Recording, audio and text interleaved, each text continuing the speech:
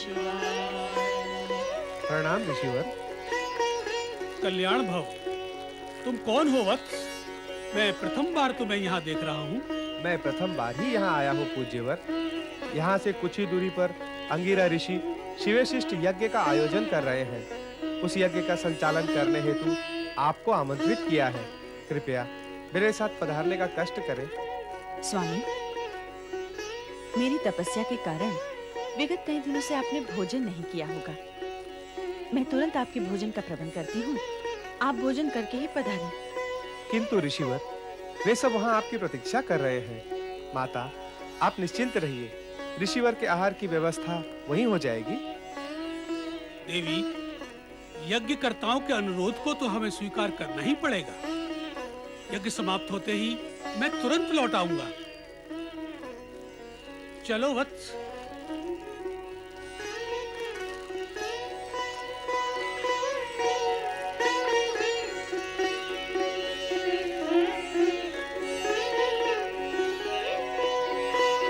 भिक्षाम देहि, भिक्षाम देहि, भिक्षाम देहि, भिक्षाम देहि, भिक्षाम देहि। साधु जनों को प्रणाम। कल्याण भव। साधु महाराज, मैं अभी बाहर से आई हूँ। आप कुछ समय के लिए प्रतीक्षा करें। मैं तुरंत आपके लिए फलाहार का प्रबंध करती हूँ। देवी, भिक्षा प्राप्त करने से पूर्व हम अपने नित्य नियम का पालन करेंगे। अपने नियमों के अनुसार हम उसी गृहिणी से भिक्षा ग्रहण करते हैं जो निसंकोच होकर हमें भिक्षा दे। अर्थात यही कि पर पुरुष जैसा व्यवहार न करके लाज, मर्यादा और संकोच को त्याग कर हमें भिक्षा दे। ये कैसे संभव है? विचित्र मांग है आप तीनों की। कोई भी पतिव्रता सन्नारी इस प्रकार की स्थिति के लिए कभी तैयार नहीं होगी। भला पर पुरुषों के सामने कोई भी स्त्री अपनी लाज और मर्यादा का त्याग कैसे कर सकती है? आप निसंकोच व्यवहार की अपेक्षा क्यों करते हैं मुझसे? लाज और मर्यादा तो नारी के आभूषण होते हैं, और आप आभूषणहीन रूप में मुझे क्यों देखना चाहते हैं? लगता है आपके मन में कोई खोट है। हमारे प्रति शंका और संदेह रखने वाले को हम अपने क्रोध की ज्वाला से तुरंत भस्म कर देते हैं। हम सच्चे तपस्वी हैं।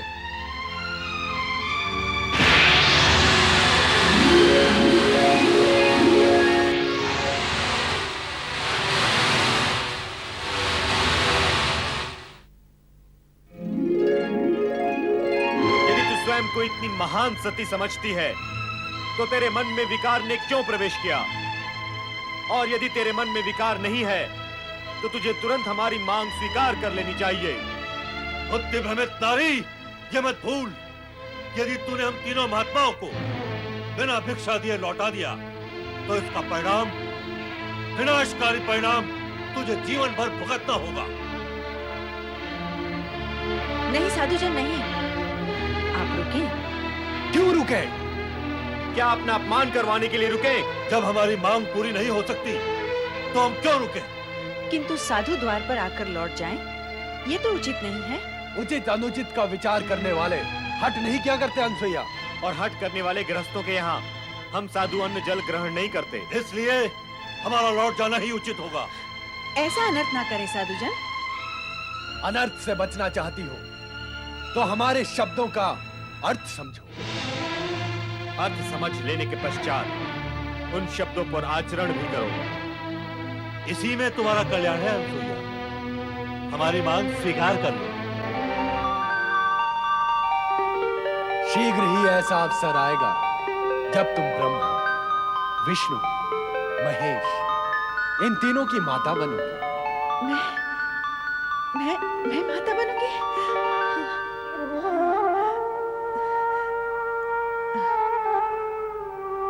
तो क्या अब हम लौट जाएं? लौटना ही होगा। ऋषि के द्वार से कोई निराश लौटता तो नहीं, परंतु क्या करें, जैसी विधाता की इच्छा। मुझे आपकी मांग स्वीकार है। भली भांति विचार कर लिया तुमने? नारी सुलभ मर्यादा और लाज का प्रश्न मत उठा देना। अनसुईया, निसंकोच होकर व्यवहार करना। अवश्य, जैसा आप चाहते हैं मैं वैसा ही करूंगी। किंतु आश्रम के बाहर रहकर मैं आपकी ये मांग कैसे पूर्ण कर सकती हूँ? इससे आश्रम की पवित्रता भंग होगी। आप सब भीतर कुटिया में पधारें। आइए।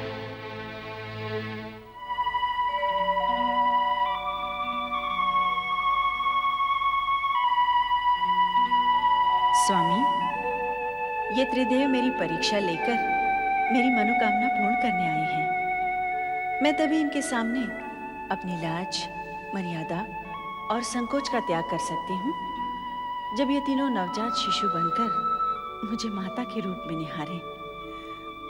मुझे अनुमति प्रदान करें स्वामी, प्रदान करें।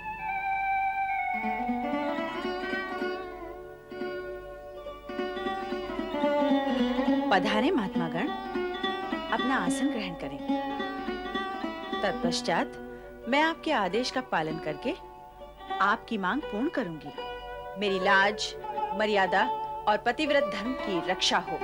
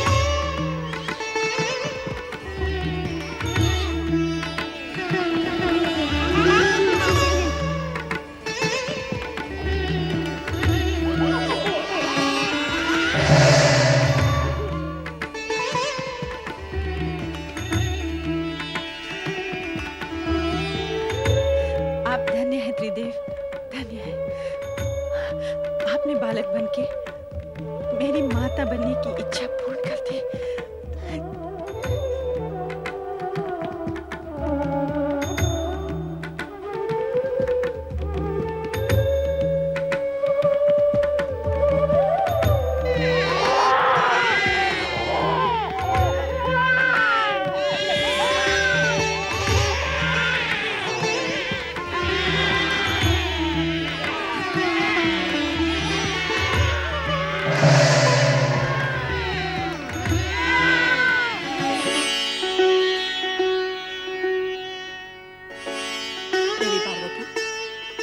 आप चिंतित लग रही हैं। हाँ देवी लक्ष्मी, विषय तो अनुसुईया के सतीत्व की परीक्षा का था, किंतु अब वह चिंता तक आ पहुंचा है। चिंता का कारण क्या है देवी?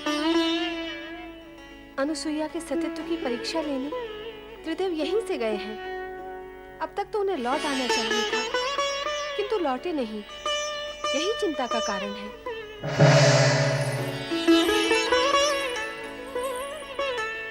आओ देवी सरस्वती, आपका स्वागत है। स्वागत कर रही हो, किंतु उदास हो। लगता है विषय वही अनुसुईया की महान सती होने का है। ऐसा ही कुछ है। त्रिदेव भी यही मानते हैं कि वो जगत की सर्वश्रेष्ठ सती है। नहीं, सर्वश्रेष्ठ नहीं। नहीं, हाँ, वो चाहे जितनी बड़ी सती हो, हमसे बड़ी सती नहीं हो सकती। हम भी यही कहती हैं। हाँ, हमारा भी यही मानना है कि वो हमसे बड़ी सती नहीं हो सकती है। नारायण नारायण। त्रिदेवियों को नारद का प्रणाम। त्रिदेवों को एक साथ प्रणाम करने का अवसर प्राय प्राप्त होता रहता है, किंतु त्रिदेवियों को एक साथ प्रणाम करने का अवसर और सौभाग्य कभी-कभी प्राप्त होता है।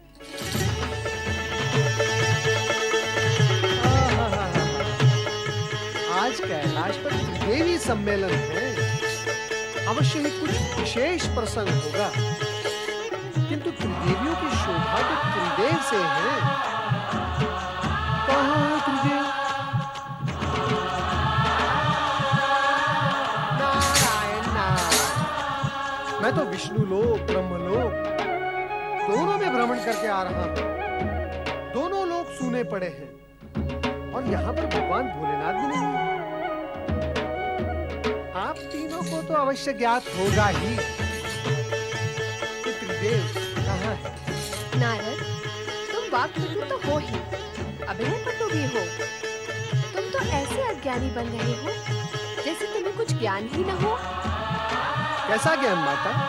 क्या तुम नहीं जानते कि त्रिदेव अनुसुईया के सतीत्व का अभिमान चूर चूर करने गए हैं? कैसे जानूंगा? कैसे माता? जबकि मैं ये जानता हूँ कि सती अनसुया को अभिमान छू भी नहीं सकता, तो फिर उसके चूर चूर होने का प्रश्न भी नहीं उठता। किंतु नारद, तुम ये तो जानते हो कि त्रिदेव अनसुया को महान सती मानते हैं। हाँ, सो तो जानता भी हूँ और मानता भी हूँ माता। क्या तुम भी यही मानते हो? विवशता है माता, विवशता। त्रिदेव जिसे मानते हैं उसे यदि मैं अमान्य कर दूं तो स्वयं मैं अमान्य हो जाऊंगा। तो सत्य ये है कि त्रिदेव की मानता के कारण ही तुम भी यही मानते हो कि अनसुया जगत की महान सती है। हाँ माता। किंतु इसका प्रमाण क्या है? प्रमाण असत्य से उत्पन्न शंका का होता है माता। जो प्रत्यक्ष है उसका क्या प्रमाण? सत्य असत्य का ज्ञान बिना परीक्षा लिए कैसे होगा नारद? माता, यही जानने तो मैं अत्रि आश्रम गया था। क्या नारद, तुम अत्रि आश्रम गए थे? हाँ माता, मैं वहीं से आ रहा हूँ। तो क्या वहाँ त्रिदेव नहीं थे? अब क्या बताऊँ मैं माता? जो सत्य है वही कहो नारद।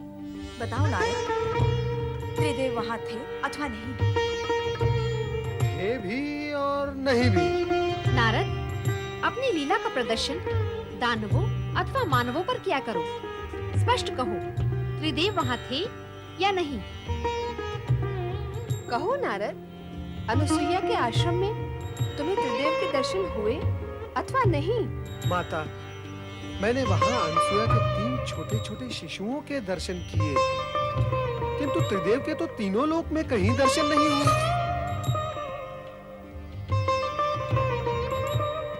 ये क्या? कहाँ गए वे तीनों?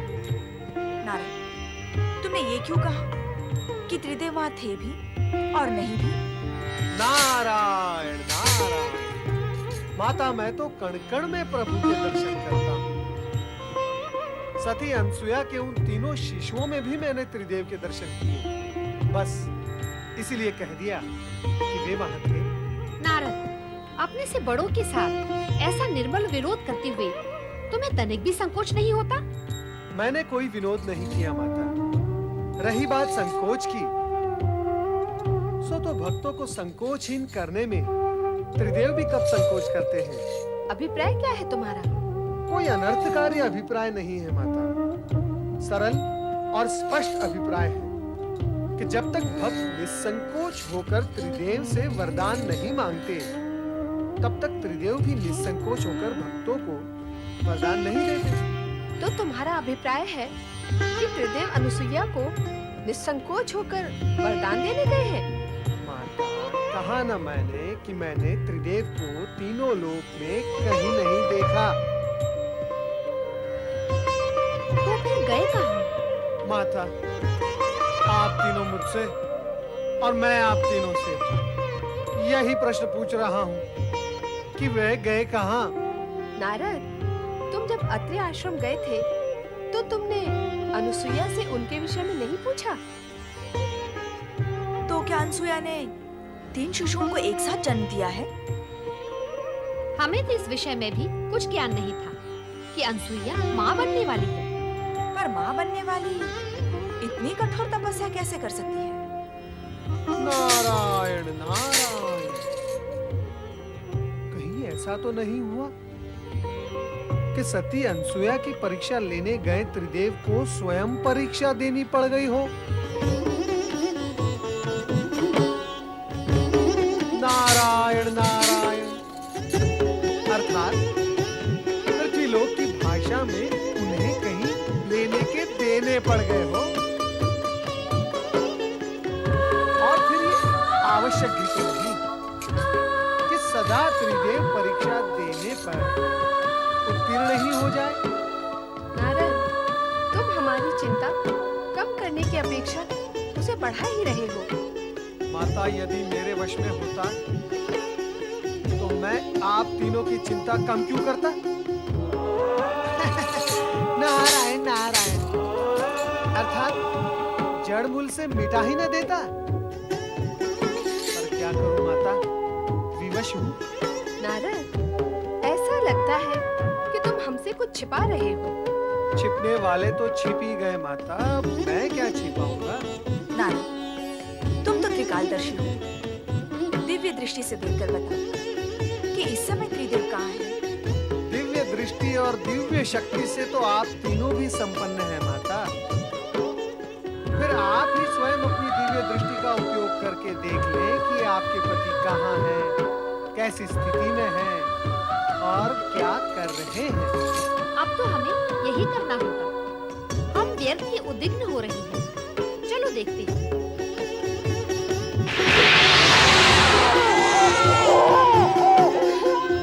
क्या तुम दोनों ने वही देखा जो मैंने देखा? यही प्रश्न मैं करने वाली थी। यही प्रश्न आप दोनों से मैं भी कर रही थी। क्या प्रश्न है आप तीनों देवियों का? तनिक मैं भी तो सुनूं। नारद, सब कुछ जानते हुए भी तुम अंधे की बनते हो। क्या तुम नहीं जानते कि अत्रि ऋषि के आश्रम में अनुसुईया के पालने में त्रिदेव शिशु बनकर पै पै कर रहे हैं? पै पै नहीं, ए कर रहे हैं। पै पै भी नहीं और ए भी नहीं, उआ उआ करके रो रहे हैं। नारायण नारायण, सभी ने अपने अपने पतियों को शिशु रूप में रोता देख सुन लिया। अच्छा हुआ आप तीनों ने उन तीनों को देख लिया, आपकी चिंता दूर हो गई ना। अब आप मुझे आज्ञा दें, मैं चला। रुक जाओ नारद, हमारी चिंता अभी दूर नहीं हुई है, बढ़ गई है। अभी तो केवल इतना ही ज्ञात हुआ है कि वे अनसुया के पालने में हैं। अब और क्या ज्ञात करना शेष है माता? नारद, कभी-कभी तुम्हारे प्रश्न बाण की नोक से भी अधिक नोकीले होते हैं। उन तीनों को वहाँ से कैसे मुक्त करें, यह ज्ञात करना तो शेष ही है। नारद, तुम्हें हमारे साथ तुरंत अत्रि आश्रम चलना होगा। मैं नहीं नहीं नहीं नहीं, मैं क्या करूंगा वहां आकर? शिशुओं और माताओं के बीच नारद का क्या काम है? ये गुत्थी तो आप तीनों की उलझाई हुई है। अब इस गुत्थी को आप तीनों ही सुलझाएं। मुझे आज्ञा दें। नारायण नारायण।